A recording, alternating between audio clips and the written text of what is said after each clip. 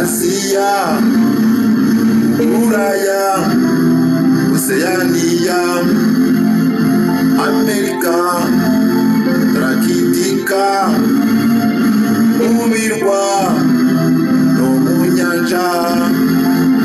Niwe mwami, niwe mwami, niwe mwami, niwe mwami, niwe mana igikiza abanyabyaha, twebwe abanyabyaha.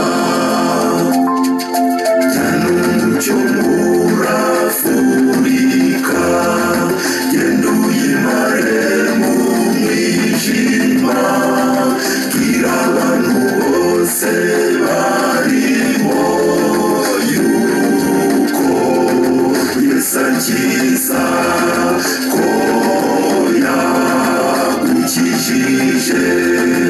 Wiceceka, wiceceka, wiceceka, wiceceka, yana umucyo umurikira Afurika, abo Afurika.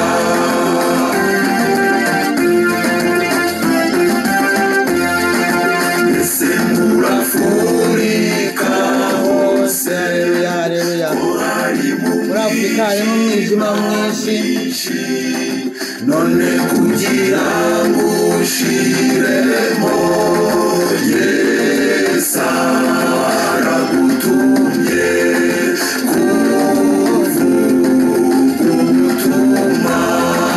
Wiceceka, wiceceka, wiceceka, jyana umucyo, jyana umucyo muri Afurika. Umucyo ni Yesu Kristo. Bene data bakundwa, ndabashuhuje, ndabifuriza kumererwa neza no kujyana umucyo muri Afurika no ku isi yose. Ndongeye ngiriwe ubuntu kuri uyu munsi. Ni umunsi w'icyumweru, ni icyumweru, ni tariki ya umunsi wa kabiri, ni umunsi wa kabiri, itariki ni 16 ukwezi ni ukwa kane, umwaka ni 2024. Ndabakiriye mwese rero mu izina rya Yesu Kristo, izina duhererwamo agakiza. Utari wakira Yesu agire vuba, amwizere, hanyuma amwakire mu bugingo bwe, kuko niwe nzira, akaba ukuri, akaba n'ubugingo. Uyu munsi rero ndi kumwe na mwene data, mugenzi wanjye, umugaragu wa Yesu Kristo, umwana w'Imana.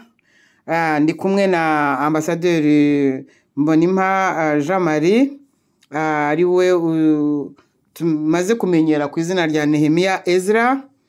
Ndi kumwe nawe muri studio kuko hari ibintu tugomba gusobanura. Rero reka muhe ijambo. Urakoze mukozi w'Imana mukundwa kumpa ijambo. Nishimiye kongera kubana nawe muri izi studio z'ububyutse muri Afurika hagati. Ndashima Imana kuko ari yashimye ko twongera guhura kugira ngo tugire icyo tugeza ku bwoko bwayo, tugire ubutumwa tugeza ku batwumva. Abo batwumva rero nabo ndabashuhuje mu izina rya Yesu Kristo, mbifuriza umugisha utangwa n'umwami wacu.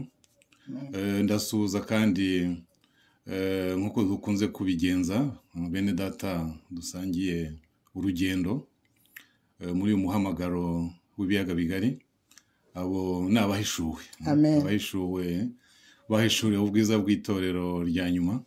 Ndabaramukije mu izina ry'umwami wacu Yesu Kristo. Nkaba kandi nishimiye gusuhuza mwene data, umwana w'Imana, uri ku buhanga bw'ibyuma. Imana imuhe umugisha. Umurimo akora n'umurimo utoroshye utuma ubutumwa bwacu bwumvikanishwa hirya no hino. Imana imuhe umugisha. Ubwo rero ngifite ijambo, nagira ngo me ikaze abatwumva, bene data bakundwa mutwumva, ndi kumwe nk'uko mwabyumvise n'umukozi w'Imana Murebwayire Marie Esther, uzwi nanone ku izina rya mama w'amahanga. Tukaba tugiye gufatanya iki kiganiro. Mu Banyarwanda n'Abarundi bumvise ibiganiro byakozwe mu minsi ishize, cyane cyane ibyatanzwe n'umukozi w'Imana turi kumwe, nibyo nanjye natanze ku byerekeye imiyoborere mishya mu gihugu gishya. Hari ababajije ibibazo, hari abatugejejeho ibibazo basaba ibisobanuro birambuye ku ngingo zimwe na zimwe. Abo rero turabararitse kugira ngo bumve ibisubizo by'ibibazo byabo. Harasubizwa ibyerekeye umugambi w'Imana ku karere k'ibiyaga bigari bya Afurika yo hagati, ibyerekeye ubuyobozi bushya bwavuzweho ko buzaba bwubaha Imana n'abahanuzi bayo. Hari n'ibibazo byerekeye amahano, n'amahano ubutegetsi bw'u Rwanda bwakururiye abenegihugu mu mihango y'ibyiswe kwibuka 30. Hari n'ibindi bibazo dushobora kuza kuvugaho nitubona umwanya uhagije muri iki kiganiro. Ubwo rero niba umukozi w'Imana turi kumwe ntacyo afite yongera kuri iyi introduction, twajya mu mwanya w'ibibazo. Yego, arambwiye ko dushobora guhita dutangirana n'ibibazo kuko ibyinshi ni ibimwerekeye n'ibyo ari busubize, n'ibyerekeye n'ibiganiro yatanze.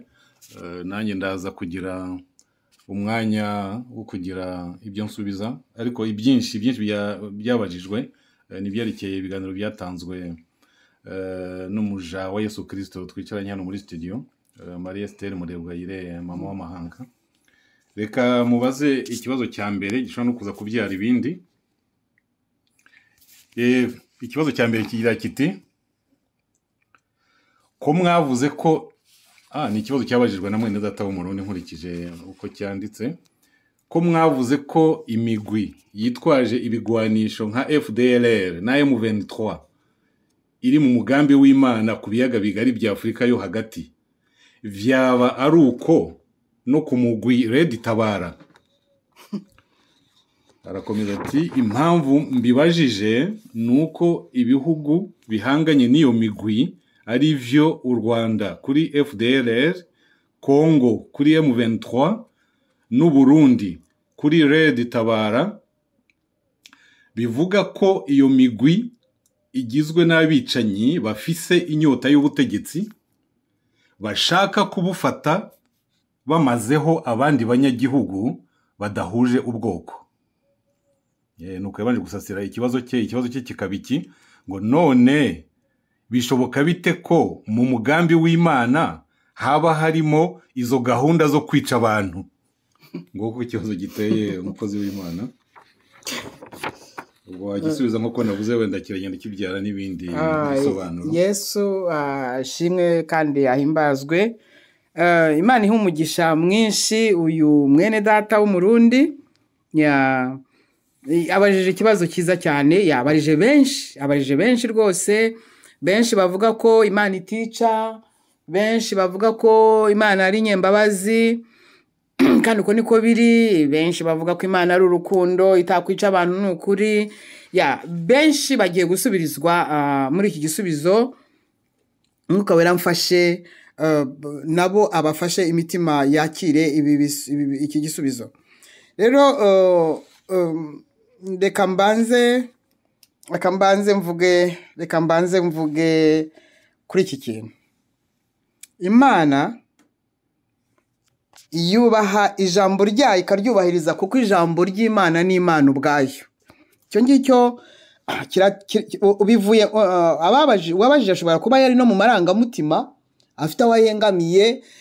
Rero ngiye kumusubirisha, nta marangamutima ndi bushyiremo, ndashyiramo uko Imana gahunda zayo zimeze. Ariko niyo yabaza mu marangamutima andi ubara uburenganzira bwe. Nanjye nuko nabanje no kumusabira umugisha, n'abandi barasubirizwaho.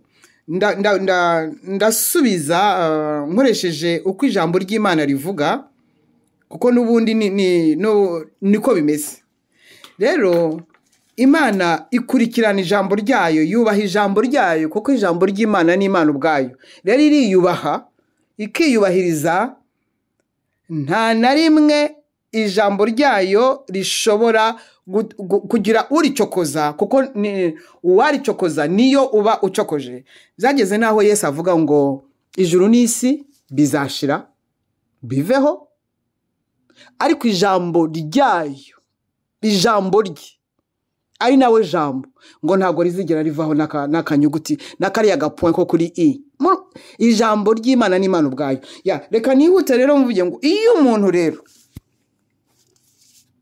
atihannye, Imana iramuhana.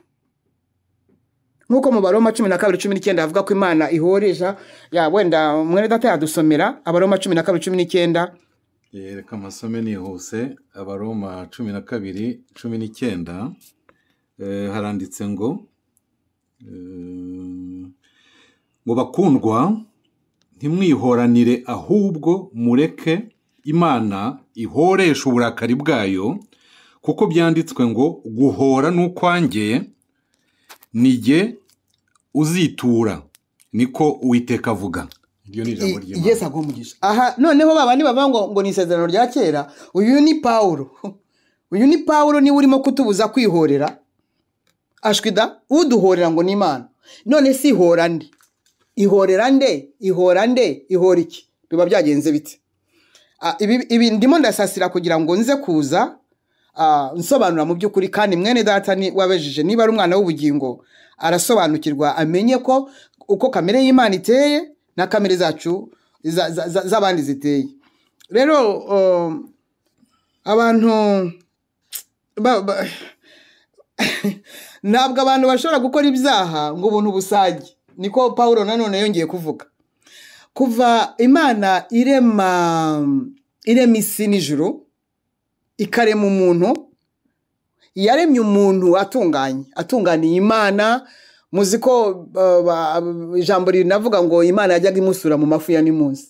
Kumusura bari bafitanye ubusabane burenze, kuko icyo gihe barasaga. Ngo yaremye umuntu mu ishusho yayo. Abamarayika ntabwo basa n'Imana, umuntu niwe yaremye mu ishusho y'Imana. Noneho imurema, nukuri imuha capacité zose zo kugira ngo azabane nayo neza. Ariko kubera ko Imana ni Imana nyine, iravuga itari ku uyu muntu, reka ndebe niba anyumvira koko, reka ndebe niba azi ko ari igihe yubaha ko ari igihe wamuremye, reka ndebe niba yanyubahisha. Hanyuma iramubwira iti dore nguhaye ibimera, imbuto nziza rwose ngo ziryoshye cyane z'igikundiro, murabizi ayo magambo. Hanyuma muri Edeni imezamo igiti cy'ubugingo, aricyo rwose umunyana nacyo kizadutunga ubuziraherezo. Hanyuma ngo imezamo n'ikindi giti ngo cy'ubwenge, ngo mumenyeshe ikiza n'ikibi. Imana imubera imfura Adamu, iramubwira iti ibi biti byose ujya urya uko ushaka, ariko atansiyo, iki giti cy'ubwenge kimenyesha ikiza n'ikibi ntuzakirye, kuko nukirya no gupfa uzapfa. Urumva Imana ibaye imfura, ibwiye umuntu rwose yaremye mu ishusho yayo. Jusque là yatekerezaga nkayo, yari ameze nkayo, ariko iramubwira iti iki giti ndakikubujije, kuko dore igihano kikurikira kino giti. Kuko uko Imana iteye rero, Imana irakubwira iti gira utya, ariko nugira utya bizagenda gutya, nutagira gutya nabyo bizagenda gutya. Umuntu rero nibwo Satani yazaga, namwe zo murabizi. Yumvira Satani, asuzugura Imana. Iyo Imana ivuze, ni rya jambo ryayo nababwiraga 55:10-11 wenda wadusomera mukozi w'Imana. Yesaya 55:10. Ndagira ngo uyu mwene data n'abandi bumvireho ntibakajye bakinakina mu bintu by'Imana. Yesaya 55:10-11. Yesaya 55:10-11 haranditse ngo nk'uko imvura na shelegi bimanuka bivuye mu ijuru ntibisubireyo, ahubwo bigatosa ubutaka bukameza imbuto, bugatoshya n'ingundu, bugaha umubibyi imbuto n'ushaka kurya bukamuha umutsima, niko ijambo ryanjye riva mu kanwa kanjye rizamera. Bizamera rite? Ntirizagaruka ubusa, ahubwo rizasohoza ibyo nshaka, rizashobora gukora icyo naritumye. Haleluya. Ijambo ry'Imana nyine irarituma ikabwira Adamu iti ibi byose urye, ariko hano nurya kuri kino giti no gupfa uzapfa. Iryo jambo rero ryagombaga gusohoza icyo ryavuze. Twumvikane neza bene data. Ahangaha abantu kubera imibabaro, kubera kwiheba guturubura, baravuga ngo se ngo ko abanyarwanda ngo muhora muvuga ngo abanyarwanda n'abarundi ngo n'abanyekongo ngo kubera ko harimo intambara ngo n'ahandi hagiye kuba intambara ngo se ngo nibo ngo nitwe dukora ibyaha twenyine. Njya byumva ni abantu b'abanyarwanda cyangwa b'abarundi ngo se ngo nitwe dukora ibyaha twenyine.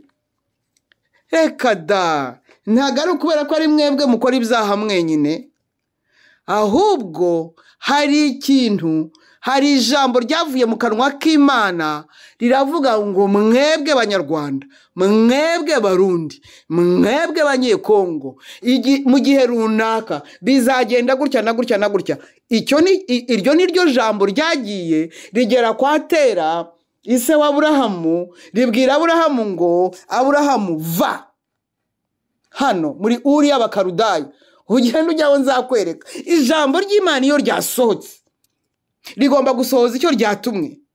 Niryo jambo ryambwiye ngo mera nk'uko meze uko. Ubu ni ijambo ryabikoze. Ndamutse nditatiye ibihano biba bintegereje, kubera ko nta nubwo ari ugusuzugura bisanzwe, ni rebellion, ni ubugome, ni ukugoma. Kutumvira ijambo ry'Imana ni ukugoma, umuntu aba yigometse. Rero ntago abanyarwanda n'abarundi aribo bakora ibyaha bonyine. Reka dusome Yesaya 42:8 hanyuma nkomeze. Wadusomera Yesaya 42:8 handitse ngo nduwiteka iryo zina ryanjye, ngaho re icyubahiro cyanjye sinzagihundi, n'ishimwe ryanjye sinzariha ibishushanyo bibajwe. Ariko namwe munyumvire koko, ariko ubu ntibitomoye koko. Ishimwe rye ngo ntago azarihande. Wa wundi niba ari dogiteri mwe nibagiwe amazina yewe nzayibuka, niyo bavuze ataho gushima Imana, mushima inkotanyi. Tugiye nta Imana nzashima, kuko inkotanyi nizo Mana, inkotanyi n'uhoraho. Ntabwo Uwiteka ashobora kubyihanganira. Ibyo ngibyo urumva, iyi Mana ivuze ngo icyubahiro cyayo ntizagihundi, ngo nta nubwo izigera yemera ko ibishushanyo bisengwa, ngo nishimwe nta numwe izaryemerera. Amashimwe nibyo biryo byayo. Noneho rero iri jambo ukabona ryajyahe, iri yavuze kuri buri wese utita ku cyubahiro cy'Imana, kuri buri wese uyigandira. Ariko reka kandi uyu muntu Imana imuha umugisha wabajije iki kibazo, Imana imuha umugisha rwose, Imana imuha umugisha cyane, kuko atumye n'abandi basobanukirwa. Iyo umuntu atihanye Imana iramuhana. Sori mukozi w'Imana ukiri aho ngaho. None se ni ukuvuga ko tugarutse ku kibazo cy'uyu mwene data w'umurundi, ni ukuvuga ko Imana ishobora kwemera ko abanyarwanda bahanwa binyuze kuri FDLR, abanyekongo bagahanwa binyuze kuri M23, naho ko barundi bikanyura kuri Red Tabara. Ubu se ni n'abana bazengereje ahubwo nibatangiye no kuba ibihano byabo. Imana ihanisha abantu abandi rero. Imana ihanisha abantu abandi. Wenda urugero rwa hafi, Israel ni umwana wayo w'imfura, niko ibita ubwoko bwayo. Yabuhanishaga Abafilisitiya. Baracumuraga ikabahanisha Abafilisitiya. Hanyuma rero nababwitsi nimuhindukirira izindi mana, muri ubwoko bwanjye, muri umwana wanjye w'imfura, mbahozaho ijisho. Urukundo rwayo ni rwo rutuma abantu bamera gutyo. Iyi Imana igukunze ikagukundwa akaza atari kubera ko yanga abandi, iyo igushyize imbere, iyo igukuye mu bandi igakuvanamo. Kenyera rero mubonane, kenera gushyiraho amaso, kenera gushyiraho umutima, kenera kubwira ibyo ugomba gukora, kubahiriza kugira ngo mubane neza. Reka ngo urugero rukomeye kandi abantu bose bazi, n'uyu mwene data batubajije azi. Abaheburayo, Abayahudi murabaza Abaheburayo, ubwoko bwayo bw'Imfura bakomoka kuri Aburahamu. Yarababwiye ati nimupfukamira izindi mana, mwarambonye muranzi, n'abavutse nyuma muza amateka yanjye. Nimupima gupfukamira izindi mana mukazisenga, kandi ari igihe Mana agiye nyine mugomba gupfukamira, nzabatataniriza mu mahanga, nzabambura igihugu, nzabakurikira mu mahanga nkuye inkota, abagore banyu bazabasambanya ku gahato, abana banyu bazahondwa ku mabuye, iterere yarabatwitse akajya bazana bareba akabashyira mu magazi. Imana yararebaga n'ubwoko bwayo bariya barabuzukuru ba Aburahamu, ziriya miliyoni 6 zigomba kuba zinarenga. Kubera iki? Kubera yabavuzeho ijambo. N'ubwoko bwayo ntabwo ni igikomere igira, noneho kandi ni isezerano, kandi nta na kimwe Imana ikora. Tega amatwi yo batubajije namwe mwese mwumvireho. Imana ni ukuri, ni bwenge, Imana ni urukundo, nta na kimwe ikora itabwiye umuntu. Ntishobora kuguhana nk'umuntu ku giti cyawe itakubwiye, ntishobora guhana umuryango itawubwiye, ntishobora guhana igihugu itakibwiye, ntishobora guhanisha kohereza ibihano itavuze. Igihe cya Nowa, igihe cy'ibyaha byinshi, yabwiye Nowa ati no, iherezo ry'ibifite imibiri bije imbere yanjye, umujinya urandenze, bakoze ku kwera kwanjye, bakoze ku cyubahiro cyanjye,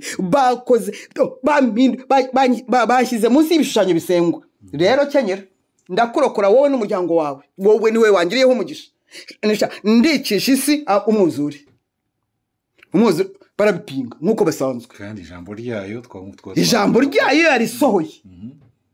Iyo ryamaze imyaka 120, Nowa abwira abakiriya gihe, ababwira ati imvura izabahitana.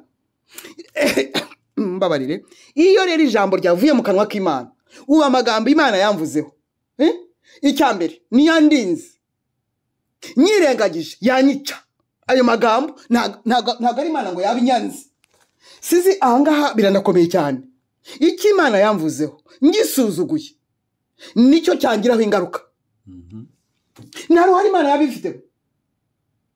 Sinzi niba aho ngaho urahumva. Ndahumva. Tugarutse ku kibazo cya mwene data, urashaka kumvikanisha ko Imana yemera ko kugira ngo ijambo ryayo risohozwe, cyangwa se kugira ngo imigambi yagennye isohozwe, yakwemera ko abantu bapfa. Ariko ni munyumvira. None ubwo se koko yakwemera ko abantu bapfa?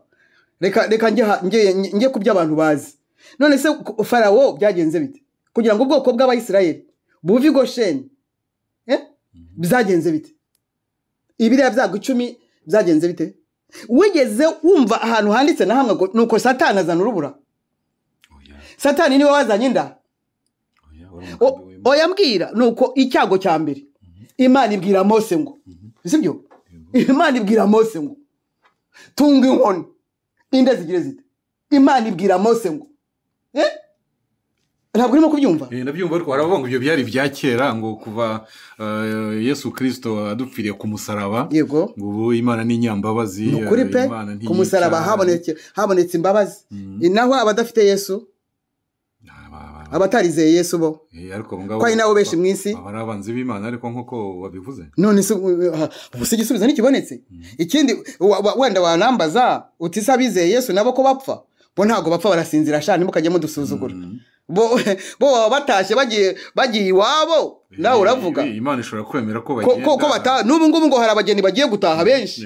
N'ubu ngubu ngo irimo irabambika, irimo amakanzu yarateguwe barimo barambara. Yes. Rero mugani kuri bamwe biragoye kubyumva, kuko bashaka nkomereje aho ngaho ni nkaho uvuze Farawo, ntekereza ibibera hariya mu karere. Harimo bavuga ati ubu koko Kagame yari mu mugambi w'Imana n'ukuntu ubutegetsi bwe bwazonza Abanyarwanda nta n'uwo ukibazonga. None se buriya uragira ngo buriya tuvuge wenda Rwigema uko bamuvuga ukuntu yasabanaga n'abantu, mbese yarasekaga akagonga ibiganza. Urabona yari kwinjira muri kiriya gihugu cyari kimeze kuriya, hanyuma bikagenda bite, agatangira ibintu byo gusabana n'abantu? Reka da! Kagame rwose niwe warubereye kiriya gihe, niwe wagombaga kugeza Abanyarwanda aho bageze, nubwo batavuga nubwo batagira gute, ariko aho bagejeje ni naho hanyuma. Ubu ngubu tugeze ku munota wa nyuma, barumvise kandi kuba abanyarwanda batarimo kwihana ubutitsa ni ukuri n'ubwoko butagonda ijosi. Niba abanyarwanda badashobora kwihana ubu ngubu ni ubwoko butagonda ijosi. Barabwiwe Kagame ni mva yarabereye yari mu mugambi w'Imana kugira ngo yitwe Sebyorezo. Yari mu mugambi w'Imana kugira ngo agaragaze portrait isi ya kuzimu. Donc agaragaze ibikorwa bya Satani. Abazungu bamukoreshe nk'igikoresho cyongera umujinya w'Imana. U Rwanda rube aho bageragereza ibibi byose. Bigirwa manda byinjire ubwo simvuze abatinganyi Imana z'Abahindi kandi kugeza icyo gihe abo yewe wa mugani kuzimu yagira ngo yimukiye i Kigali. Uravuga ubutinganyi, hari wakongeraho ubwicanyi ndengakamere, hari wakongeraho ubujura, hari wakongeraho ubusambanyi. Yewe wa mugani reka kandi ibyo bakabikora rya jambo ryarabavuzweho. Oya reka nsubiremo, ntago ndumva utakumvise. Reka nsubiremo, ntago baburusha Amsterdam, ntago baburusha Hey, sibyo? Ariko hari icyo Imana yabavuze ngo igenza ijambo ryayo irariherekeza kugira ngo risohoze icyo ngicyo yaritumye. Niba yaratumye ijambo ryayo ku banyarwanda kugira ngo bakizwe, ibakoreshe batari wikizinga n'umuhanyari, ibakoreshe nk'abene gihugu, ntago ari umuntu umwe, n'abanyarwanda ibagira ishyanga ririhesha icyubahiro. Ibagabize imigambi yayo igomba gusoza, igomba guteguriza itorero. Uragira ngo Imana ikora iki? Ntabwo ari bo bakora ibyaha bonyine, no, barusha ibyaha ubuholandi se. Ibyo nabyo nubayivuzeho bavuga ngo none se ngo abanyarwanda abantu cyangwa abanyekongo nyine nibo bonyine bakora ibyaha cyangwa se barusha abandi gukora ibyaha. Icyo bazira ni ijambo Imana yabavuzeho ryarindi twasomye. Niko bimeze. Ubu se ko ntameze nk'abandi uragira ngo nige wabyigize? No, ni hari ibyo abakozi b'Imana bemererwa gukora giye ntemererwa ko iri Imana yakuvuzeho. Kandi ibyo bakora nanjye nemererwa ntago ari icyaha. Cyumvise ntabwo ucyumvise ahari. Wenda cyumvise kuko wowe hari Imana yakuvuzeho, hari ubutumwa yaguhaye ugomba gusohoza. Reka nkwereke. Bega ijambo ryayo ugomba gusohoza biguciyemo. Reka nkubwire. Kuri jewe. Yego. Imana ni très strict. Noneho kugira ngo mbikubwire. Kubera ibintu byinshi bibitera. Ni strict cyane. Hari ibyo umwe yemererwa, giye ntemererwa. Nshobora kubikora bikambera icyaha ndetse nkabihanirwa. Wumvise ukuntu ibintu bimeze. Rero ijambo Imana yavuze kuri Kongo, ijambo Imana yavuze ku Burundi, ijambo Imana yavuze ku Rwanda. Soma 42:8 cyangwa wari wabisomye? Nari nahasomye. Wasubiramo? Yesaya 42:8. Abantu babimenye. Reka wa mugani duse n'abasoza icyo kibazo cya mbere. Yego. Dusubiramo iri jambo. Urumva byumvikanye? Birumvikana kuko iri jambo wa mugani ntakurikinisha. Nduwiteka niryo zina ryanjye. Icyubahiro cyanjye sinzagihungira. Ese waruzi uriya perezida w'u Burundi ryanjye sinzariha ibishushanyo bibajwe. Waruzi uriya perezida w'u Burundi icyamuhuse? Afite imyaka 55. Niba afite imyaka 55 yari 56. Peter Nkurunziza yego. Waruzi icyamuhuse? Yibereyeho mu byaha abeshya Yesu avanga ageze aho aragaca. Ati jewe ndi guide supreme éternel. Ngari no kwereye imitsi bigirwamana mwiba. Ibyo ngibyo ntago none yavuga ngo ni guide supreme. Uhoraho yari kwicicikira. Yavuze ngo ni éternel. Imana imwereka ko ari yo éternel. None wawe ndavuze ngo inkotanye n'uhoraho. Uriya yarashushunzwe aza hari ibintu reka mbireke iyo bigeze aho ngaho yakururiye ishyano reka mbireke kuko aya magambo ariya yuko ngo inkotanye y'eterineri nta mukozi w'Imana yigeze numva yavuguruza. Nta numwe wigeze avuga ati tugushije ishyano, ariko mwakagira Imana nta numwe habe bariya bavuga ari kwijyana, nta numwe wavuze ati nyamuneka nta n'umwe. hari ikibazo cyerekeye abo bakozi b'Imana turaza kukigarukaho. Reka wenda ducunguze uburyo umwete tugiye ku kibazo cya kabiri. Ndibwira ko uriya mwene data waje icya mbere yabonye ibisobanuro bihagije kuko ikibazo cya kabiri ndetse gisa n'icyuzuza nubwo cyabajwe n'undi muntu nawe ni Umurundi gisa n'icyuzuza nawe ni Umurundi kuko iki kibazo kiragira kiti niba koko Imana ifise umugambi ku bihugu vyacu uko ari bitatu uwo mugambi ntiwagomvye kuba ari umugambi w'amahoro kubera ko Imana itifuriza abantu bayo ivyago nk'uko vyanditswe muri Yeremiya 29:11 yarahatwandikiye nzi ibyo nibwira nzabagirira ni mu Kirundi ngo kuko nzi ivyiyumviro mbiyumvira ko kuko nzi ivyiyumviro mbiyumvira ko ni jewe uhoraho mbivuze ko ari ivyiyumviro vy'amahoro atari ivy'ivyago. Noneho rero nyine ari nacyo kibazo cyeti ni ubundi Imana yifite umugambi ku bihugu cyangwa se ku bantu wagombye kuba ari umugambi w'amahoro atari umugambi w'ibyago. Ariko Mana yanjye okay reka nongere nsubire mu kurema rero. None se Imana yaremye umuntu kugira ngo azabeho iteka bazabaneho iteka buriya yaremye isi abantu ngo bayituremo bameze neza baramye Imana birirwa basabana. Uwo ni wo mugambi w'Imana. Ntabwo Imana yaremeye abantu kugira ngo bapfe. Ntabwo Imana yaremeye abantu kugira ngo ibambure amahoro. Imana ni umwami w'amahoro. Yaremye abantu kugira ngo bamererwe neza. Nanone ndagaruka handi ku cyabiteye. Icyabiteye ni ukugoma.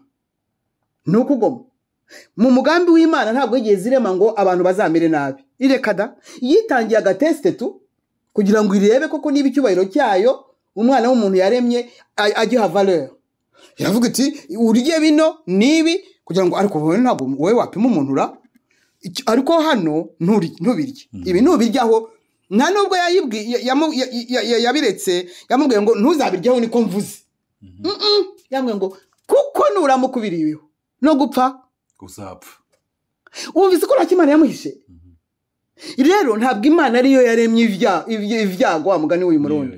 Reka ntabwo Imana yigeze irema ibyago. Byo biranjyana uko byagenze uko ibyago byinjiye mu isi kwa Adamu na Eva. Ariko mbere yaho uwashutse Adamu na Eva niwe wari warateje ibya mbere mu ijuru. Ibyo ni ibindi. Umuntu yabaye ikirwanirwa mfete.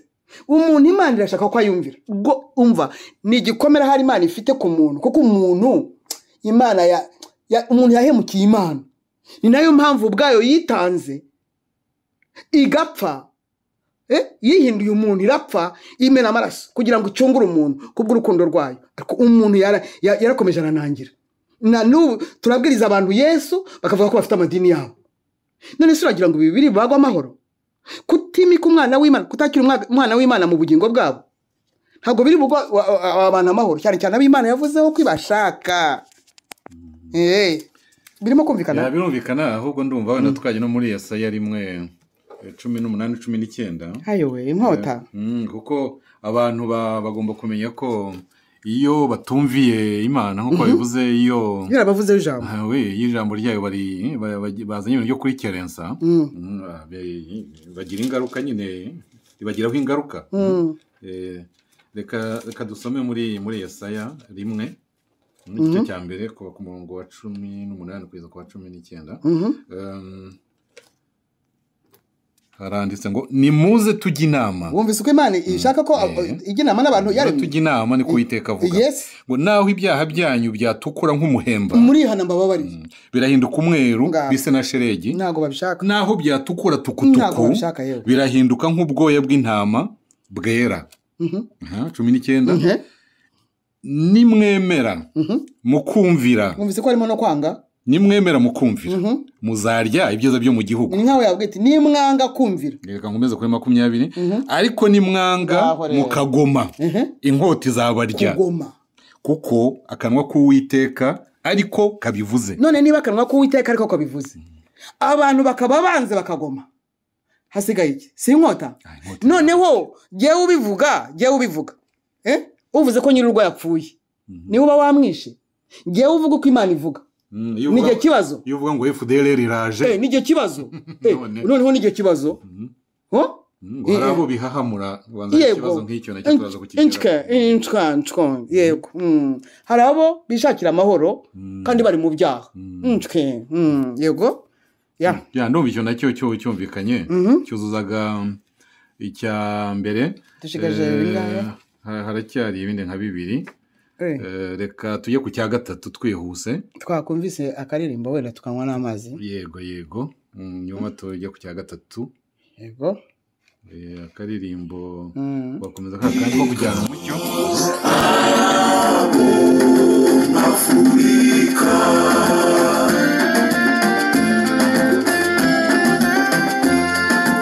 hari ingororano nziza Yesu yiteguye gutanga azazi umuntu witanze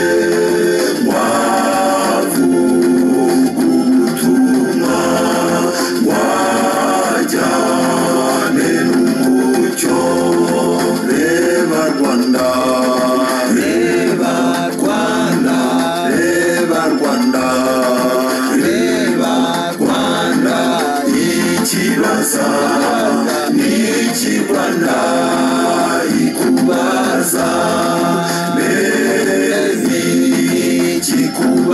Rwanda urabazwa yego Rwanda irabazwa ariko nawe harabakubaza muri ibi biganiro byacu harabagira bate harabakubaza bakomeje kubaza reka da tugeze ku kibazo cya gatatu wagisubiza wenda wihuse kiragira kiti hano mu Rwanda hari abo dusangiza ibiganiro bya mama w'amahanga bakatwamaganira kure ngo ubuhanuzi bwe burahahamura ngo bene ubwo buhanuzi ntibuba buturutse ku Mana ngo bumva hehe waye nkubisubiza wakongera ukagira icyo ubwira abafite bene iyo myumvire ngo ubuhanuzi buhahamura ntibuba buturutse ku Mana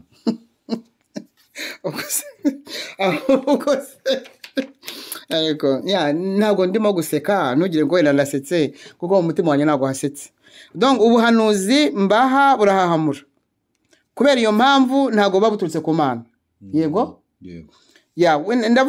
ndavuga ku bahanuzi batatu gusa batatu ndavuga kuri Yona wabaza uyu mukunzi w'Imana uyu mukeske vuprene wishakira amahoro kandi wenda ari mu byaha Yona yagiye ni ndeve avuga ngo iki buriya yagiye kubabwira ko nibatihana bazarimbuka mu minsi ngahe 40 gusa yego iyo mbese yari inkuru nziza Yona yarajyanye ariko baravuga ngo ibyo byari bya kera mu isezerano rya kera ngo turi mu buntu bw'umwami wacu Yesu Kristo ubuntu bw'umwami wacu Yesu Kristo buhabwa nande bukora bute bukorera umuntu gute ubuntu ahubwo nibwo buruta kiriya gihe cya kera yavuze ku bahanuzi ushobora kudusomera abami ba mbere 22 kuva ku murongo wa 6 kugira ngo nkurire n'abantu inzira ku murima bibwira ko Imana ari mugenzi wabo none abahanuzi b'ibinyoma bari mu Rwanda noneho ngo bose bababwiye uzi ko ngo mu Rwanda bababwiye se bababwiye ko bagomba ngo kwirirwa badutuka batuka abangaba bavuga ibyo badashaka no kuvuga nyine ngo abatanga bene ubwo buhanuzi abatanga ubuhahamura nabo ngo kandi abo babwira kudutuka ni ya mivumo yabasakije ntago dutukwa ngo n'abakuru ngo baduteje ngo abana b'abasore n'inkumi batazi iyo biva niyo bijya nyo ngo bari bo bajya birirwa batukana ngaho dusomere reka nsome mu kanya icyo nshaka kuvuga nuko bo baba bashaka ko muhanura ibyo bashaka kumva cyangwa se amatwa zaba baryo yego reka bumve ko byagendekeye ubanza ari umwami yahawe nahabu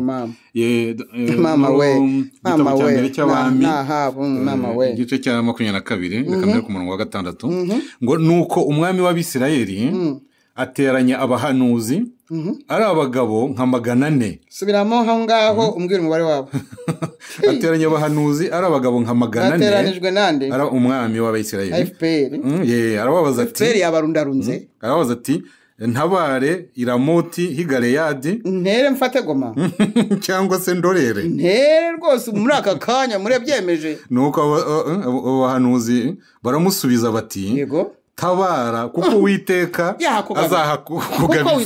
Uwiteka azahagabiza umwami RDF irakomeye kandi ngo u Rwanda ruratera ntiruterwa hano reka twikomeze mu ijambo ry'Imana ngo ariko Yehoshafati arabaza ati mbese nta wundi muhanuzi w'Uwiteka uri hano ngo tumubaze ntabwo mwapfa guhamagara musazi Maresteri basi ngo nawe twumva icyo akahebwe utari hano mu Rwanda uhanurira irya kure mu Buholandi cyangwa mu Bufaransa mujye kumuzana Yehoshafati mama yagize akenge reka dukomeze mu ijambo ry'Imana bamaze kumva 400 bahanuye 400 bamaze guhanura nibahamagare rero reka nongere nsubire ku murongo wa 7 ariko Yehoshafati arabaza ati mbese nta wundi muhanuzi w'Uwiteka uri hano ngo tumubaze yagize akenge umwami w'Abisirayeli asubiza Yehoshafati ati hasigaye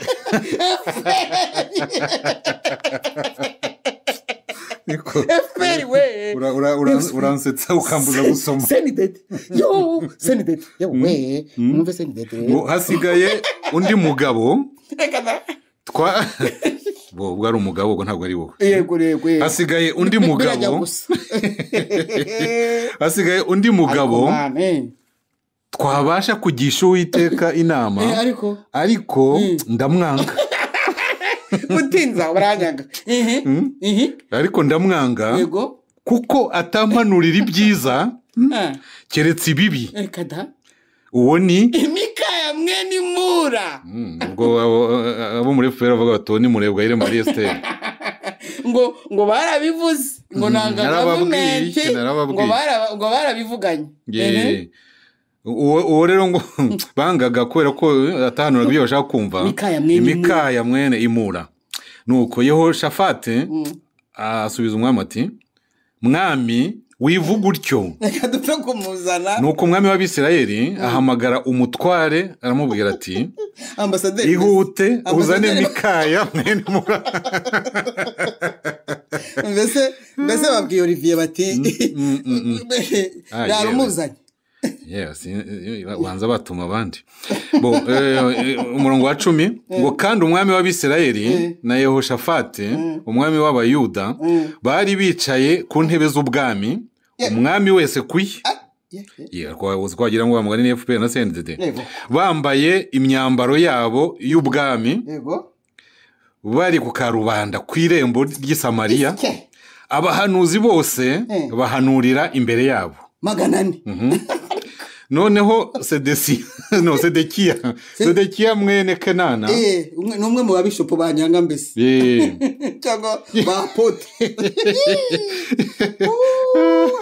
yicurishiriza amahembe y'ibyuma aravuga ati Uwiteka aravuze ngo nuko barimo kubabeshya ubu ngo hari amahoro yego Uwiteka aravuze ngo aya mahembe uzayakubitisha Abasiriya aya mahembe uzayakubitisha Abasiriya kugeza aho bazashirira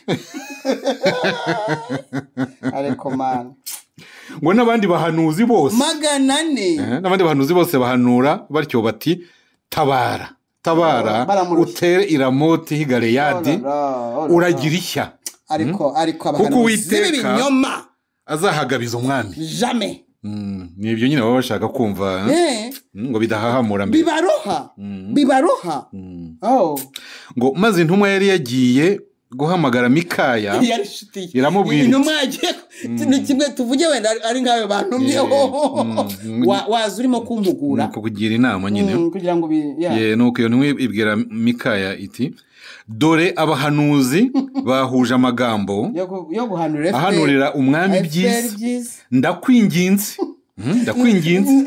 amagambo yawe abe nka yabo uvuga ibyiza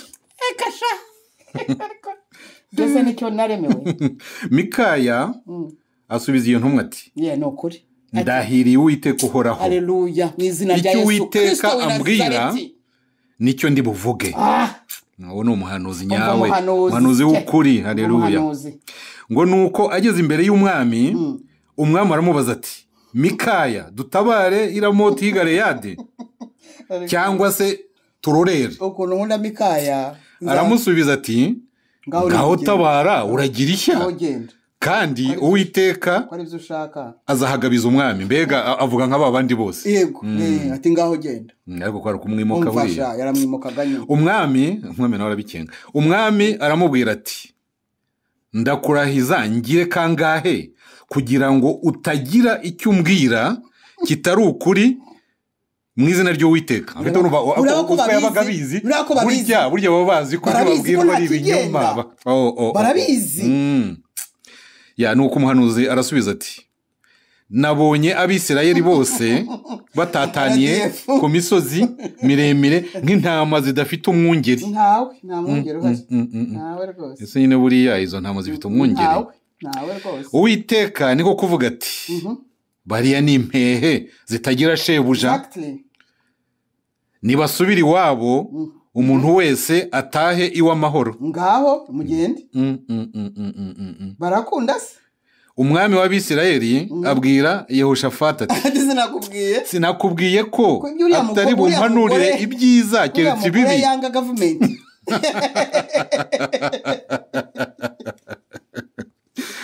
Reka dukomeze. Mikaya aravuga ati noneho umva ijambo ry'Uwiteka. Yashizemo vitesi ya kane rero. Niko abahanuzi tumera. Atumva none se bamugani ati atumva. Ati none humva. Ati none humva ijambo ry'Uwiteka. Nabonye Uwiteka yicaye ku ntebe ye. Haleluya. Ingabo zo mu ijuru zose zimuhagaze iburyo n'ibumoso. Hanyuma Uwiteka arabaza ati ninde uzashukashuka Ahabu kugira ngo ifate goma agwe Iramoti y'i Galeyadi? Ninde uri bubishukashuka? Kwari rya jambo ngo iyo banze ukuri ibi bintu bibateza nyine kwemera ibyo ngibyo. Ninde uri bubabe washukashuka? Ninde uzashukashuka Ahabu ngo atabare agwe Iramoti y'i Galeyadi? Si bari abahanuzi se birirwa bavuga ngo muvuge ibi mutuka bamugire gute? Umwe avuga ibye undi ibye. Yes. Nyuma haza umwuka ahagarara imbere y'Uwiteka aravuga ati umwuka pe ati nigiye uzamushukashuka. Uwiteka aramubaza ati uzamushukashuka ute? Ati nzihindura umwuka w'ikinyoma. Nawe ati nzagenda mpinduka umwuka w'ibinyoma mu kanwa k'abahanuzi be bose. Uko ni 400 bamuhanurira ibinyoma. Uwiteka nawe aramusubiza ati nuko uzamushukashuke kandi uzabishobora kandi uzabishobore, genda ugira utyo. Nuko rero dore Uwiteka ashyize umwuka w'ibinyoma mu kanwa k'abahanuzi bawe bose kandi Uwiteka akuvuzeho ibyago. Banze ukuri. Iyo wanze ukuri sibyo, iyo wanze ukuri nyine nuko bigenda. Ariko biratangaje kuko baba bazi wa mugani ko baba bazi ukuri ariko bakakwanga kubera ko none se bo baba bazi ko bakora neza. None se ukora nabi arabiyobewe se? Umugome arabiyobewe. Umugabo wicura umugore we kurwara nk'inda ayobewe ko mukorera ubugome. Umugore ushobereza umugabo ayobewe ko mushobereza se? Abana basuzugura ababyeyi barabiyobewe se? Reka dukomeze twihuse turangize iri jambo yo mu bami wa mbere mu gice cya 22 giza ku murongo 24. Maze Sedekiya mwene Kenana twa apotre yigira hafi apotre Sedekiya akubita Mikaya. Nibyo bazi yarazengerezwa Mikaya. Aramubaza ati uwo mwuka w'Uwiteka yanyuze he ava muri jye akaza kuvugana nawe? Umwuka wanyuze wavuye muri ba apotre n'aba bishop hari n'abizi kwa his grace, his mercy, his holiness, his glory, ba reverend n'abandi bose. Yabanyuze kugira ngo avugire mu kanwa ko bita inkotsi. Mikaya aramusubiza ati uzabimenya umunsi uzicumita mu mwinjiro w'inzu wihisha. Uri Mikaya mwene Imura muhanuzi w'Uwiteka.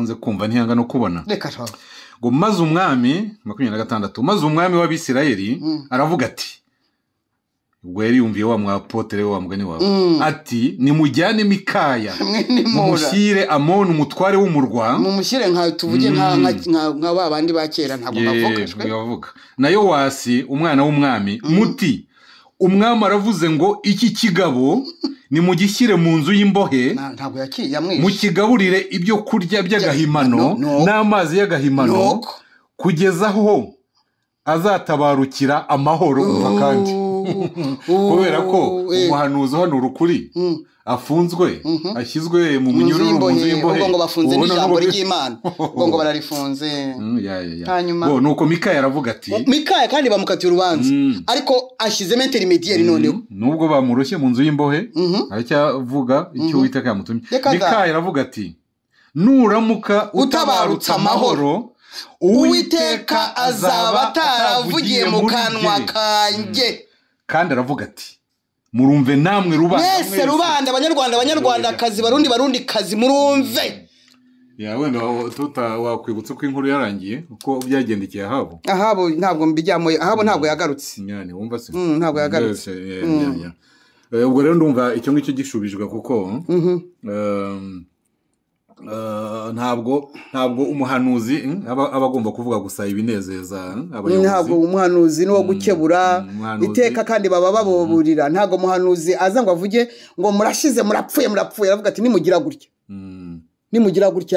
Imana iragira gutya nimugira gutya Imana iragira gutya turacyafite iminota ngo tugere no twihuse ku bibazo bibiri bisigaye iminota iracyahari mike yego ikibazo cya kane nacyo kimeze nka cy'abavuga ngo gutera abantu ubwoba ikibazo cya none se ngo mu kiganiro cyahise tariki ya 7 z'ukwa 4 2024 gifite umutwe uvuga ngo twitandukanye n'ibyunamo n'ibindi byose bikurura imivumo twirengere turengere n'abacu Gwese ndi umuntu bitandukanye n'ibyunamo n'ibindi byose bikurura imivumo twirengere turengere n'abacu kugeza ubu nta kibazo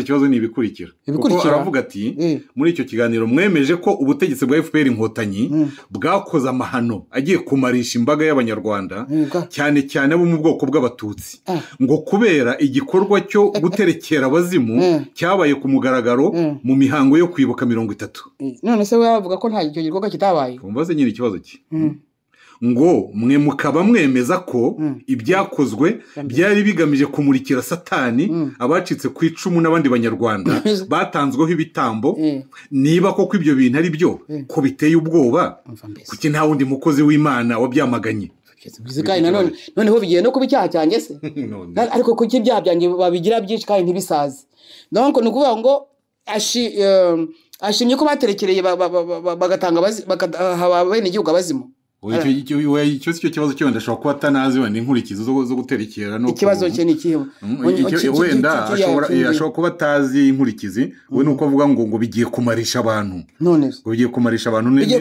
bimuteye ubwoba bigiye kumarisha abantu kuko akavuga ati niba ari byo niba koko biteye ubwoba se ni wowe wenyine ufitiye mu abanyarwanda kuko iki nta wundi mukozi w'Imana wabyamaganye ubu koko noneho ngiye kuzirako nta wundi mukozi w'Imana wabyamaganye none si ikindi bamaganye niki reka noneho aho ngaho musubize koko Imana imuha umugisha ahubwo reka musubize nikose reka nkubaze aha ngaha kira gihugu kigeze ikosa rya mbere riruta ayandi riri kubitirirwa izina ry'Imana kandi bakuru kandi Imana ibi mbivugiye ku mugaragaro bakuru Akoze nta guciye mu ijambo abakozi b'Imana uvuga bazi iki Imana yavuze ku Rwanda bazi umuhamagaro w'ibiyaga bigari bamwe barabizi ababizi nshobora no kubagushyira ku murongo uretse ko ntago nzongera kubavuga amazina yego yes none ndagira ngo nkubwire ko babizi ko bazi umuhamagaro w'u Rwanda ko bazi ko ari u Rwanda abanyarwanda bazajyana ububyutse ku isi yose babona ko bazajyana ububyutse ku isi yose bigenze bite ndeka nkubwire batatu cyangwa banenzi impamiriza neza nabanye nabo Imana yabatumye ntabwo igeze batuma gushinga amadini yabatumye gushyiraho ibicaniro mu gihugu hose kugira ngo ibyo bicaniro bisimbure ibyo Satani yari yaracanye icyo mvuze wacyumvise nyuma ya jenoside niyo misiyo Imana yabahaye. oya nkurikije ukuntu uri kubivuga kujya ari ibintu biteye ubwoba kuko mu Rwanda ariko de penal ibyo bita ngo non assistance à personne en danger, donc baba babona ibyago abanyarwanda bari kwikururira bakabiceceka. Reka da kubera gutatira icyo gihango, kubera gutatira umuhamagaro w'Imana, iryo jambo Imana yababwiye kugira ngo bakore, iyo utarikoze nyine bamera kuriya. Dore ukuntu ibintu bimeze, bari mahoroniza bakakora utuntu tw'udusengesho ngo toka satani katika jina la Yesu, ngo toka satani, ubwo ngo aleluya bakabwira FPR ngo ni amahoro. Nshobora kukubwira nka bane bahawe iyo mission yo gushyira ibicaniro mu Rwanda, iyo gusenga yo gusenyura ibyari bihari kugira ngo bubake. Reka ngo urugero, hari bene twasenganaga basengera igihugu bavuye Uganda, bamwe bavukiye Uganda, ababyeyi babo bari barahunze, sibyo? Basenga Imana irababwira ngo ngiye kubaha igihugu. Ibyo ni ukuri. Bari abantu banjye twari duhuje umutwaro. Mbabarire, baravuga ngo Imana yarababwiye ngo ngiye kubaha igihugu. Icyo gihugu ntimuzigere mukora ikintu na kimwe abo ngiye kwirukana imbere yanyu bakoraga. none ko yaje twabonye muri Yesaya rimwe ko rigiye kubasohoreraho ngo nimutumvira ngo inkota izabarya. Umva ngiye kubasimbuza, ngiye kubaha igihugu, ngiye gukuraho abafite intwaro, ngiye gukuraho abafite igihugu. Urumva igihugu ni igihugu nyine. Mwebwe mugiye kugenda nk'inyeshyamba, ariko nzabatereka igihugu mu maboko. Uwo ni Uwiteka bibabwiye. Ariko muzirinde, ntimuzamena amaraso, ntimuzangane by'amoko, ntimuzihorere. Ntabwo bamenye ko igihugu bahawe ari nka test mu by'ukuri. Yari test. None se sinabibabwiye, bahawe test bagira ngo babwiwe amanota, bagira ngo batsinze. Uwambukaga wese byaramusamaga, uwambutse wese bikamusama, uwambutse wese bikamusama. Binjira mu gihugu kimeze gutyo, habura noneho ugira undi nama. Iyo twari ba posoro bavuga ngo baragihawe ngo indi myaka 400. Ariko nawe sinzi urashaka nko kunkomerera nabi. Noneho bigeraho Imana ibareka kubera rya jambo ryayo basuzuguye, irabareka. Noneho barihimbira gusa, barihimbira kugeza ubu umuntu atinyuka kuvuga w'imyaka hafi 70. Ni ukuvuga ngo uzi histoire, uzi ko byagenze, uzi iby'Imana yavuze, uzi akavuga ngo twarasenze ngo Imana ngo iduha igihugu ngo kirimo amahoro ngo nibiki, ngo twarasenze mbere ya 94. No, niba barasenze mbere ya 94, ibi ngibi bigiye kuba, ibi ngibi bazabisobanura gute? Ibi bizago bizafashije igihugu bazabisobanura gute?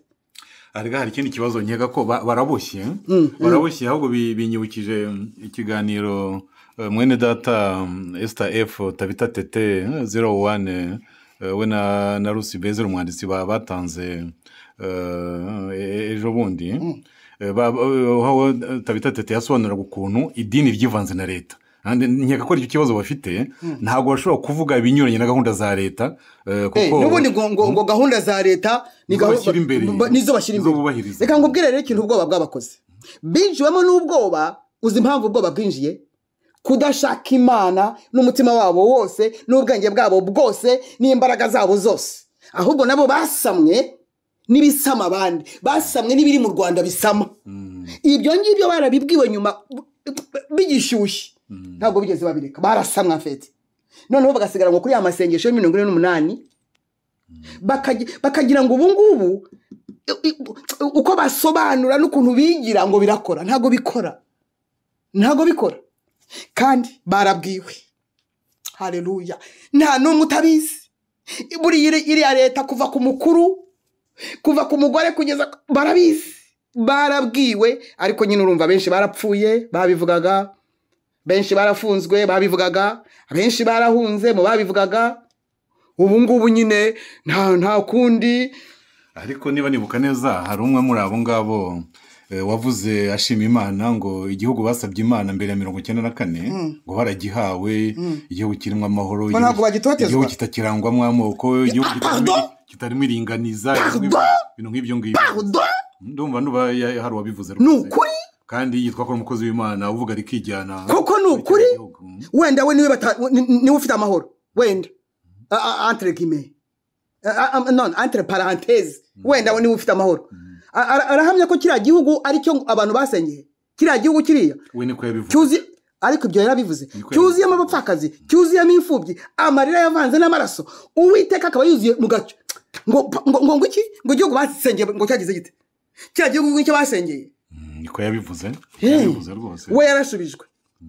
Reka turebe niba ijwi rye ryo gusubizwa no kunezererwa Imana rigizumva. Niyo mpamvu yirengagiza indi miborogo. Wowe nawe nyine urabizi kundusha. Niyo mpamvu bwa abavuga gutyo simpamya ko bazi neza umugambi w'Imana ku karere, simpamya ko bazi neza ibigiye kuba kuko babizi. Bagira bate? Babizi ubwoba bwa kugira batagura abantu kwihana se nibo yatagura abantu kwihana kandi FPR barayejeje barayejeje bizera muri FPR, bizera muri RDF ngo barakomeye cyane. Ni nka wundi bavuze ngo arutemi ngo Imana yabo ngo irakomeye arutemi.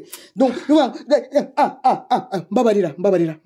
None se babwira abantu kwihana se, babwira abantu kwihana keretse nk'ibyo nandikiye perezida muri 2003 kereka ariko bigenze. Ntabwo babyitayeho icyo gihe. Babyitaye kandi baba bita umuntu umusazi udafite gahunda w'intera hamwe waturubuye udafite ibyo kurya. Byageze naho ugomba guhunga igihugu kubera ko nyine ntahunga ko gihe cyari cyageze byari bangamiye gahunda ntahunga ko Imana yavuze iti hunga. Sinarahamye n'ubundi ndaraguza narahamye. None se twongere tubibutse ko iyo umuntu atihannye Imana imuhana ako barabizi. None se nagubije teologiya kukuru boya teologiya wize ako bintu niki bakora batazi ko aricyo kibazo gihari niki. None se abanyarwanda bagiye gushira uru rubyiruko batigeze babwira amateka nyakuri, uru rubyiruko batigeze bihana imbere yarwo ngo baruhe Imana bavuge bati twakoze ibyaha n'abadata bakoze ibyaha aribo basogokuru, ahubwo bari kuruteranya n'urundi rubyiruko cyane ngo ahubwo bari kuvuga bati rubyiruko rero mwavukiye gupfa, mwavukiye gukenyuka, dore abahutu bari hanze kandi baraje. Namwe rero muzarwane kugeza ku wanyuma murindi ibi bintu amaraso y'abanyekongo twubatse ibi bintu barabagemura ku rupfu. Reka nkubwire amaganya ya Yeremiya 5:7 ngo badata bagize bati hanyuma bigenda bite? Ntabwo bakiriho ariko twikoreye ingaruka zo gukirana, twikoreye ibicumuro byabo. None abakuru ko aribo bakagombye guha igihugu cyiza abana. Reka tuvuge ikintu babahaye iki? Babahaye urupfu kubera ubwoba bwabateye ubugwari. N'ubwoba bumeze nk'igikorwaho nibwo bafite. Ubugwari cyakora n'ubugwari bukomeye cyane. N'ubugwari ahubwo nako iki cyase nongere kuvuga iki cyunamo kirabahemuje munyari nacyo cyanyuma. Iki cyunamo kirabahemuje ariko noneho barazonoye bamazeho bakuyeho rwose. Ariko se ni tugarutse kuri kibazo cyuriya muntu abo bakozi b'Imana ntabwo bazi imivumo iri mu muhango nkuriya wo guterekera wo kwiyambaza abazimu wo kubahamagara gutanga ibitambo ko bashibutse ku bazimu, bashibutse ku badayimoni, bashibutse kuri shitani. Ngwino shita habere n'umubyamagana nibura bucece ngo bucece. None se bucece abyamaganye buceceze wabibwirwa niki? Nibura abantu baje bahwihwisa bimwe bitabusha urebe nde bikamenyekana. Bazi ko ntacyo bazi ko nta wenda bazi ko ariyo byagombaga kuba. Mbese hari icyo nshaka kubaza. Ijwi ryitwa reka no kuvuga idini ijwi ry'itorero ririhe? hano hari ikibazo no ririhe ntaryo kuko niyo ryumvikanye rihamisha abantu mu byaha niko nabyita ntabwo babwira ngo abantu ngo bihane kuko arega nibyo mwene data yasobanuye idini rifite logike y'abayoboke bo bashaka kugwiza abantu ubwiye abantu ngo bihane ntabwo wabasaba amafaranga yo kubaka katedrali ngo bayatange babwiye ko Yesu agiye kugaruka ntabwo bakwemera gutanga amafaranga niyo mpamvu rero ibyo kuvuga ngo abantu bihane abantu bitegura kugaruka kwa Yesu iryo jwi ntaryumvikana muri abo banyamadini idini ni nk'ari amashyaka mwabagamo nirwa mushaka abayoboke mu Rwanda murara mugenda ni kimwe neza uko iyo ushaka abayoboke ubabwira nyine ibibanezeza ubabwira kandi ubabeshya wowe ubuze ukuri ariko ukanyuranya nako kubera inyungu uba ufite zo kugira ngo ugwize abayoboke ariko ibyo warabyihannye narabyihannye cyane ahubwo n'ibirenze ibyo ariko mana yanjye kuko tuzabijya dute koko mwakagira imana naho rero sizi niba uyu mwana data yatumye dusobanura cyane ndibwira ko byumvikanye kubera ko umwanya udushiranye nagira ngo tujye ku kibazo cya nyuma ikibazo cya nyuma cyabajijwe n'abantu benshi cyabajijwe n'abantu benshi ari nacyo twitiriye insanganyamatsiko y'iki kiganiro kubera ko cyari cyabajijwe n'abantu benshi insanganyamatsiko y'iki kiganiro twaravuze ngo imiyoborere mishya mu gihugu gishya ubuyobozi burazwi abayobozi bo ntibazwi icyo kibazo ni wowe wacyakiriye wakireba nicyo cya nyuma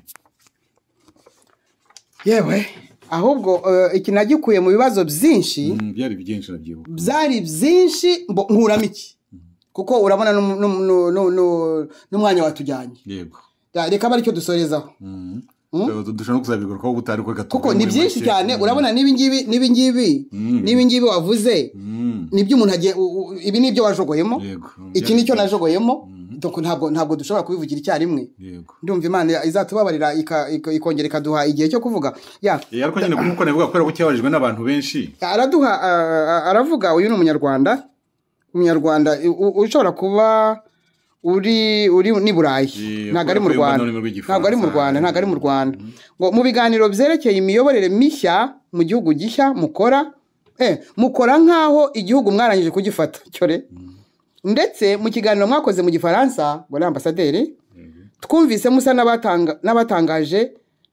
n'abatangaje porogaramu ya guverinoma ese abazajya mu buyobozi murabazi gahore nibyo mvuga nteye kubera ko cyabajijwe n'abantu benshi mu buryo ngo mutubwire niba ngo mutubwire n'Imana yarababwiye ngo abayobozi ngo mutubwire ngo umwami ngo mutubwire umwami ngo mutubwire ngo umwungirije ngo ese ngo icyanyeretse rero ko bishakira iby'ubuyobozi bufatika ntabwo igitorero ibibazo by'itorero birimo ni bike cyane barishakira ibyo ngibyo ngo ibyo wavuze niyo mpamvu nyine navuze nti kubera ko cyabajijwe n'abantu benshi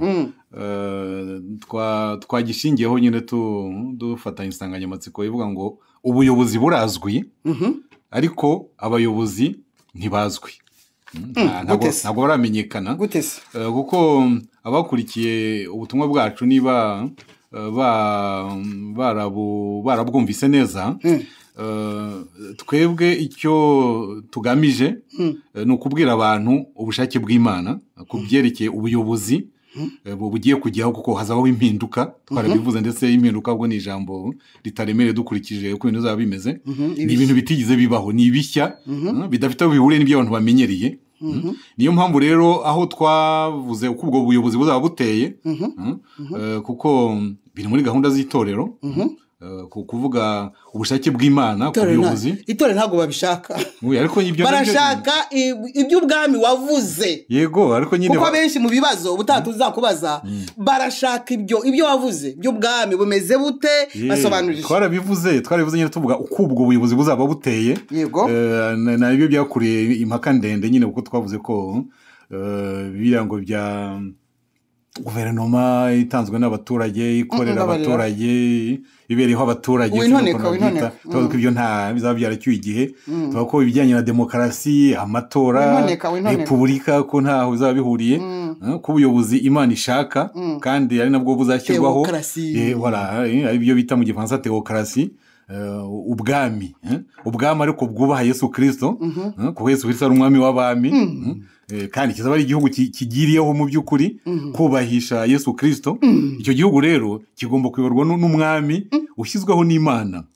Ukizweho n'Imana ubwo biratuma nsubiza n'ikindi n'ikibazo bavuga ngo ese ngo abayobozi barazwi.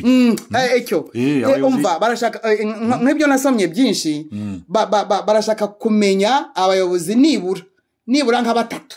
Ariko bo bagomba kumva mbere na mbere wenda abayobozi igihe kizagera bamenyekane kuko Imana irabazi Imana irabazi ndetse n'abafite imirimo muri uyu muhamagaro hari icyo bavuganye n'Imana igihe kizagera bijye hagaragara ariko twebwe ibyo tuvuga ubu ni iby'Imana yadutumye ko turavuga butumwa turabahanuzi kugira ngo abantu bamenye ubwo buyobozi buzaba buteye bute.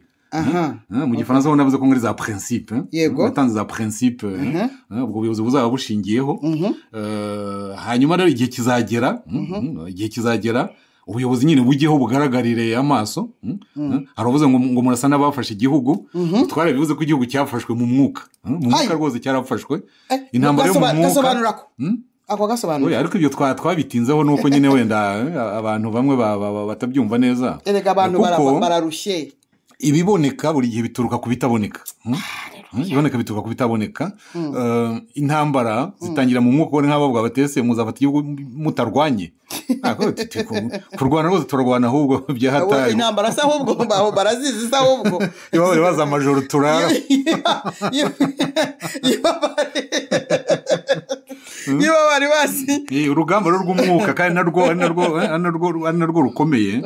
Muri message y'igifaransa ho narabirambuye cyane nyine nerekana ko ibintu biri gufata indi ntera mu karere k'ibiyaga bigari ariko iby'umwuka ubu nibyo biri kuganza ibindi byose.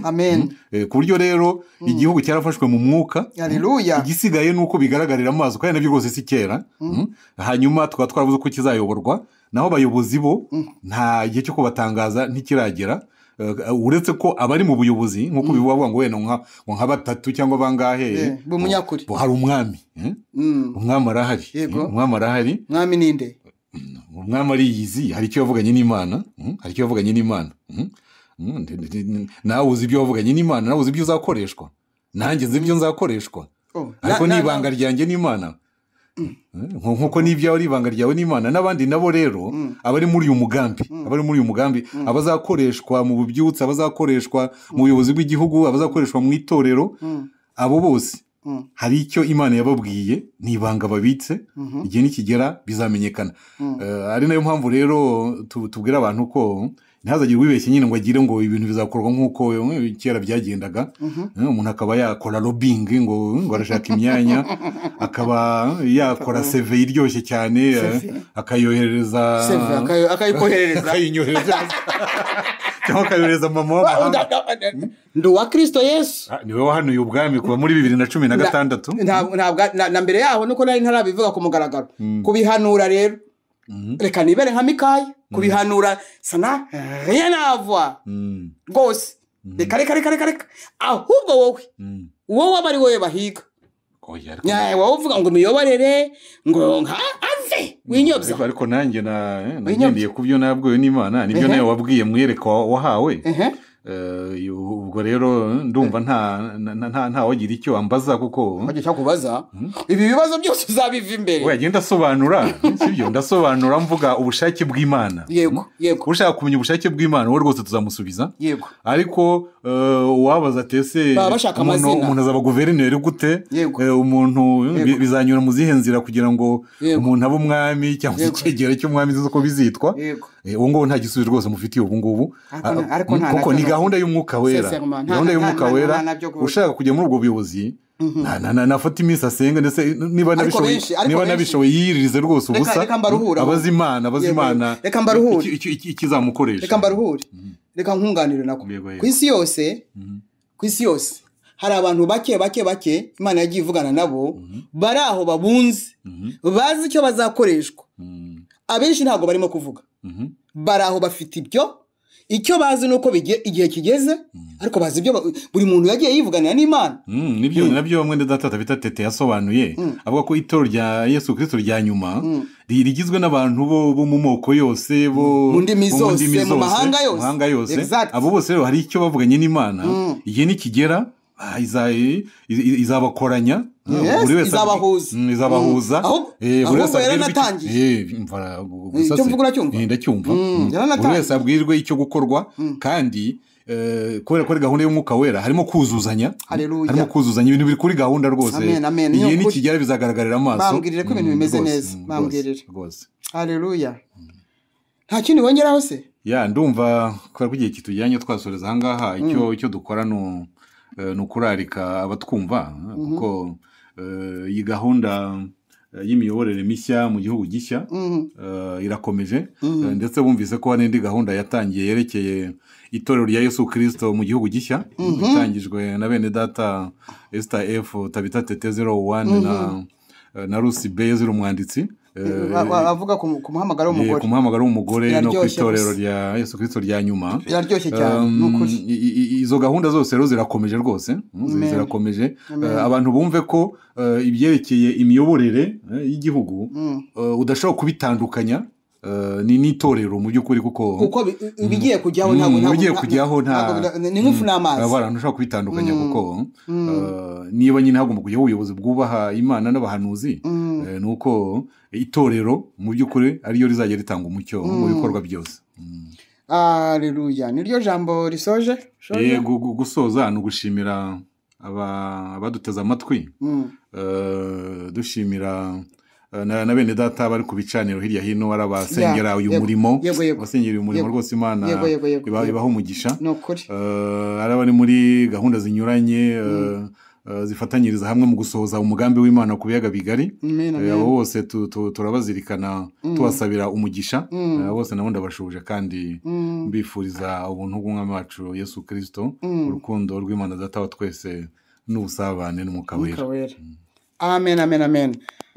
Yesu agumugisha ndizera ko bisobanutse ni mu magambo make kuko biba ari birebire ibi bibazo byavuye mu bibazo birenga magana kandi ibyinshi ni by'abarundi ibyinshi ni by'abarundi ahubwo nta guciye mu ijambo na mwene data ucunga iyi channel YouTube bubyutse muri Afurika hagati ndetse n'urubuga rw'abahishuwe abahishuwe.org yakoze za statistique dusanga abadukurikira benshi ari abarundi inshuti zanjye cyane Imana ibaha umugisha banyotewe no kumenya ukuri barashaka ubushake bw'Imana kandi abenshi bafite n'amasezerano rwose ari hafi kubasohorezwa Imana ibaha umugisha. Amen amen. Imana ibaha umugisha rero tuzabagezaho gahunda ejo nzabagezaho ejo kwa gatatu nzabagezaho gahunda yihariye y'amasengesho twategetswe gukora y'iminsi 3 yo kugira ngo dusengere bene wacu bari mu Rwanda bene wacu tubavuga mu mazina. Ejo nzabaha itangazo rirambuye ejo kwa gatatu. Yesu aduhana umugisha rero. Amen. Yesu aduhana umugisha. Yewe ambasade arasobanuye ubu rero umwanya bari muto ariko twabimize natangiye kurambura kandi abagifite ibibazo bakomeze babibaze kuko hari urubuga binyuraho bamwe bamaze kurumenyera ni link WhatsApp ibiri kuri screen cyangwa muri description y'ikiganiro ibibazo turabyakira kandi uretse ko ari nyine dutegereza ko bigwira kugira ngo tubisubize rimwe ariko abafite ibyo bafite ibitekerezo ni karibu Yesu aduhana umugisha twese rero ubu ntabwo narangiza ntababwiye ngo Yesu niwe nzira ukuri n'ubugingo n'ukuri ni mu mwakire mu bugingo bwanyu atanga ubugingo buhoraho aduhesha kuba abana b'Imana naha muri ubu buzima akaturinda kandi atubereye maso kuko twahindutse imboni z'ijisho rye. Haleluya.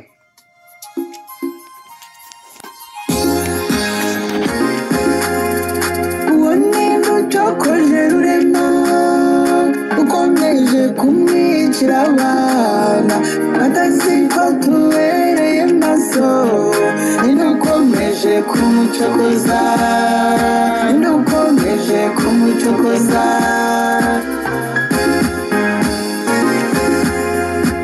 narasubirambiwe cyane kurambiwe agasuzuguro kabamwe bisumbukuruza bashaka kukugamburuza narasebeme ziragenda ziratera zirasiba zasiga n'uwa kirazira n'imana bigenze biti uwo ninde ucokoje rurema ukomeje kumwicira abana batazi ko tubereye maso ntidukomeje kumucokoza ntidukomeje kumucokoza narose ntawaguhagarika niyo yabaje cyangwa se undi ngo niyo twayangana iki warahiye ko nta kabuza waravuze uravuguruzwa warageze uragereranya igihe cyawe ko cyageze se barabawe barababande uwo ninde ucokoje rurema ukomeje kumwicira abana batazi ko tubereye maso ntidukomeje kumucokoza ntidukomeje kumucokoza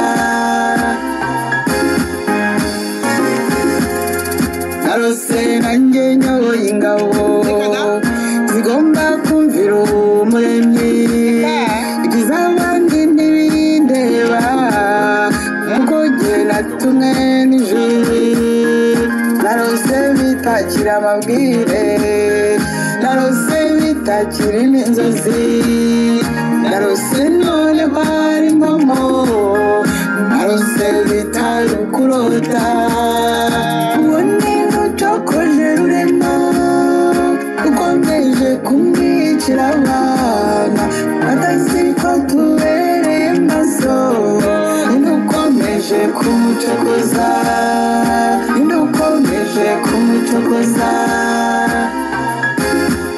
akangurira bose narose mbona ubyukurutse mwami nabonye uvuye mu birindiro ko mbona mwigabye intwarane hari ikiri busigare narose nkangurira bose kwinjira mu buhungiro wahungire muri Yesu Kristo kuko nta mahitamo bafite uwo ninde ucokoje rurema ukomeje kumwicira abana batazi ko tubereye maso ntidukomeje kumucokoza ntidukomeje kumucokoza uwo ninde ucokoje rurema Yesu haleluya Yesu aduhanurisha mwebwe mwumvira Imana muzarya ibyiza byo mu gihugu abatayumvira nabo nta kundi twabigenza nuko rwose twabigenza dute twebwe ni ukuvuga tukababurira naho mwebwe murumva mukumvira cyangwa mukanga nta kundi Yesu ni inzira ni ukuri n'ubugingo uwo nguwo niwe shusho y'Imana itaboneka uwo nguwo niwe kuzura k'ubumana uwo niwe washyizweho kandi yameneye amaraso buri wese rero wowe fata ibyawe kuko nanjye ndafata ibyanjye